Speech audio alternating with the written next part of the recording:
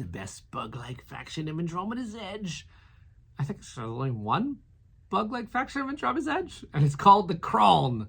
That's right, if you want a creepy, crawly, blood-sucking mosquito ships, you're going to want this beautifully illustrated faction by Sergio Chavez, this aggressive, battling faction to control Andromeda's Edge. Now, Luke and Maximus wanted something to compete with the Zodian Warmongers and the Space Pirates and all the other aggressive factions. So one of the last things we unlocked on the campaign and put in the expansion to Andromeda's Edge is the Krawln. It is a very, as I mentioned, aggressive faction that gets to control all the areas of the board and get those spaces that you most want to build on as yours. Now let's talk about the powers of the Krawln. The first power is called Hatch.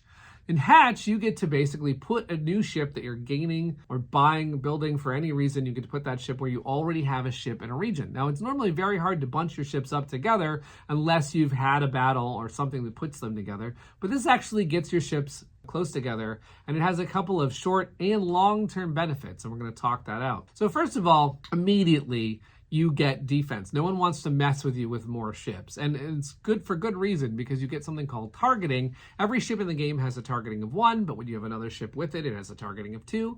And targeting sets the minimum to roll. So the minute you hatch something where you already have something, then you can't roll below a 2. Once you get more and more ships, you can quickly reach the max targeting of 5 and be a formidable force that can fly through Andromeda, knocking people out. But Hatch has a couple of additional benefits to it, and one of them is core to the way that Andromeda's Edge plays. In Andromeda's Edge, when you take a work placement action, you go out and launch with one ship, or you return to station all of your ships. Now that takes at least 2 actions. It's asynchronous, so you can go out there with a couple ships and come back, but you have sort of a minimum time to invest.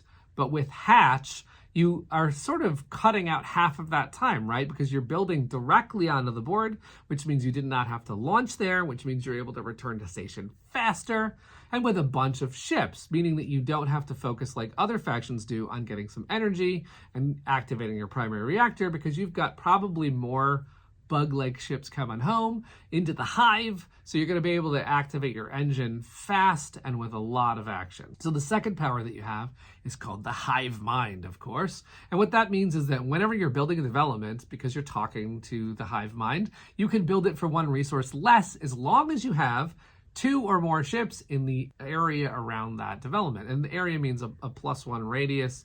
And actually, what's really cool is that the transport you're using to build that development counts as one of the 2. So all you need is 1 more ship in the area. And frankly, if you've just hatched a minute ago, you're basically there. You're going to be building all your developments for 1 less. Now, developments in this game, observatories, spaceports, factories, cities, and obelisks, they tend to be about 2 to 4 resources to build. So if you can imagine, you're building some at only 1, and then you also can reach and build something like, an obelisk, which sometimes costs a credit. You can ignore that credit if you're playing the Krawln.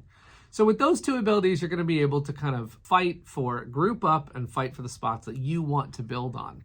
But let's talk about what else you could do. You have a ship called the Stinger.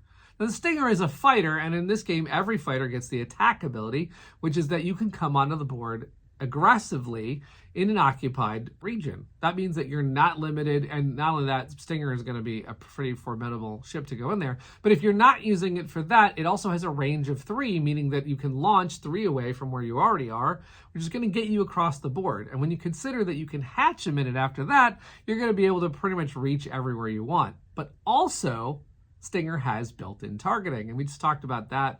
Targeting is meaning that Stinger is never going to roll a 1 ever. But if you combine it with your other ships, you're going to quickly see that targeting is one of the key things in this game, and Stinger's got that built in. So I've talked about some of the strategies of this game with the Krawln, and basically you're going to have 2 abilities that you're starting out at. You're starting on the Supremacy track and the Industry track. Now, the Supremacy track is your way of fighting in this game, and you get to go up the Supremacy track every time you win a combat. You can imagine that the Krawln are willing to do that.